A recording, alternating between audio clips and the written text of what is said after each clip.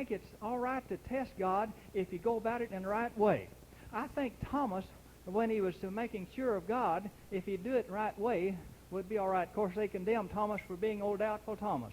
But he went out there, and it says he took the sheepskin and wrung out, here's a glass, we'll let that be the bowl, and wrung out a whole bowl of water out of the sheepskin. And old Gideon said, well, my. Says, maybe somebody come up there and just poured water on the sheepskin. So now, Lord, yes, tomorrow morning, let the sheepskin be dry. And let the ground around it be wet. And then the next morning, come over there, and the sheepskin was dry. And the ground all around was wet. So they went over to nearby to fight the battle. And I like the story because I love a story. I think it's so thrilling. They went over to fight the battle, and they took 300 pitchers. You know, a pitcher, like you put water in, or milk, or something.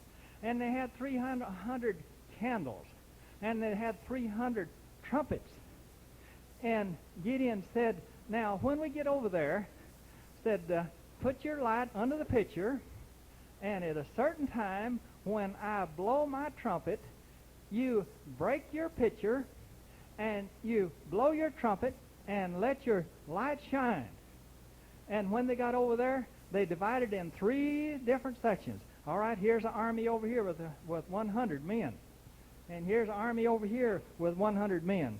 And there's an army over there with 100 men. And here was an army right out here without number. 300 men out here to fight an army without number. But now remember, when God is in it, all things are possible when we let God do it. It's not possible if we try to do it. But if we let God do it, He can do it. All things are possible if we let Him do it. But when they got out there and they blowed their trumpets, and they broke their pitchers, and let all of them their lights shine, and the enemy soldiers started looking around and says, oh, I believe you're my enemy here. And they started killing this one and killing that one. And they killed one another, and Gideon's 300 men, not a one of them was injured. Not a one of them was injured. But the enemy army destroyed its own self. The thing of it is, God wants to fight the battle for us. As long as we try to fight the battle, God cannot fight the battle, Sister Youngblood. If we'll let God fight the battle for us, He can fight the battle for us. And let me repeat myself there this one time. God did not want the children of Israel to have a king. He wanted to be king over the children of Israel. He wants to be king of our life. He is all in all, or He is nothing at all. He has to be first place, or He doesn't want any place at all. God wants to be everything, or He wants to be nothing at all. I thought it was very interesting, the study of Gideon. And I thought it was a very thrilling thing there, to the study of Gideon. God is a very present help in time of need. He will always help us if we'll depend on Him, if we'll let Him. I don't regret a mile I've traveled for the Lord. I don't regret a time I trusted in His word. I've seen the years go by, many a day without a song, but I don't regret a mile I've traveled for the Lord. I dreamed many a dream that never did come true. Oh, I've watched them vanish at the dawn, but I've realized just enough of those dreams, thank God, to make me want to keep dreaming on. I've got out of bed many a time at the midnight hour to pray a prayer. It seemed that there'd never be an answer. But I've seen enough answers, Sister Mitchell, to come to those prayers to make me want to keep praying on. I've trusted in many a friend that failed me when the trial came along. but I found just enough true blue friends to make me want to keep trusting on. It seems I've sown many a seed that fell by the wayside for the birds to feed upon. But I've held just enough of those golden sheaves in my hands to make me want to keep sowing on.